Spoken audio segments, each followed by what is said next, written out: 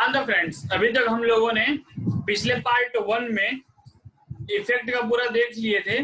तो इफेक्ट में हमने देखा था कि नेशनल इमरजेंसी का, प्रेसिडेंशियल रूल का, जो सेंट्रल और स्टेट का जो इम्पैक्ट होता है ऑलमोस्ट सेम होता है। बस वहाँ पे लेजिस्लेटिव असेंबली प्रेसिडेंशियल रूल में खत्म हो जाती है, वो टर्मिनेट हो जाती है। वहाँ पे एग्जीक्यूटिव लेजिस्लेटिव असेंबली के किससे जो एग्जीक्यूटिव बनते हैं, जो सीएम और उनके मिनिस्टर, उनकी सर्विस खत्म हो जाती है, टर्मिनेट हो जाते हैं। बट नेशनल इमरजेंसी में ये नहीं होता। तो और फाइनेंशियल इमरजेंसी के भी हमने पार्ट 1 में पूरे देख लिए थे। हम लोग कुछ थिंकर की बात कर रहे थे, ये वो छोटा वीडियो है। तो पहले थिंकर अपने डॉक्टर बाबा साहेब अम्बेडकर की बात करते हैं। उन्होंने कहा था कि ये इंडिया की कॉन्स्टिट्यूशन की खूबसूरती है कि नेशनल इमरजेंसी या फिर ये इमरजेंसी प्रोविजन पूरे देश को इकट्ठा करता है।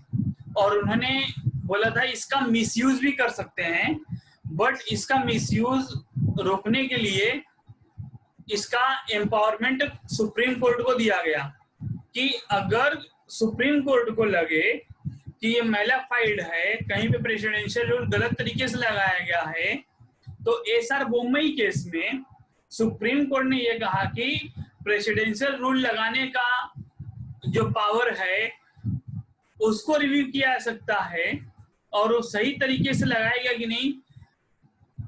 इम्पोज करना, फॉल्स तरीके से इम्पोज किया गया प्रेसिडेंशियल रूल, इस आधार पे उसको चुनौती दी जा सकती है।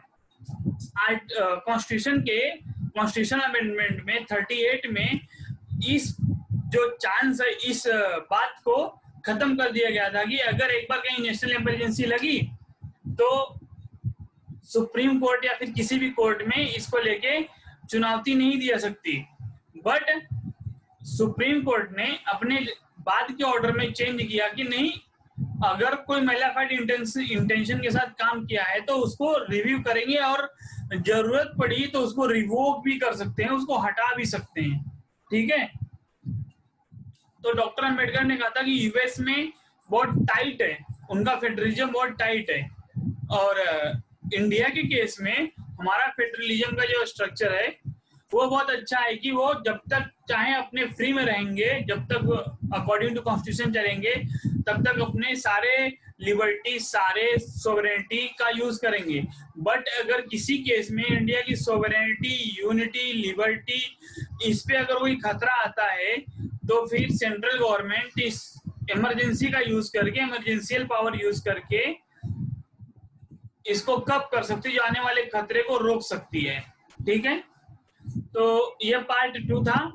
अब रहा क्वेश्चन की बात, तो पार्ट 1 और पार्ट 2 देखिए और क्लास में आके अगर कोई डाउट है तो क्वेश्चन कीजिए, नहीं तो जैसे ही लॉकडाउन खत्म होता है टेस्ट स्टार्ट होंगे और पॉलिटी का पूरा चैप्टर, जितने भी सारे चैप्टर हैं उनके ऊपर टेस्ट ऑलरेडी हो चुका है, टेस्ट पेपर बन चुके हैं, उसके ऊपर क्वेश्चन बन चुके हैं। बस लॉकडाउन के बाद उसका टेस्ट लिया जाएगा। ठीक है।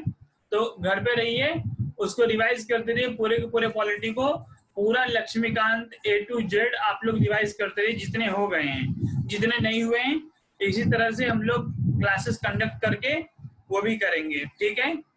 तो ज्यादा से ज्यादा चैनल को सब्सक्राइब कीजिए, इसको शेयर कीजिए और लाइक कीजिए।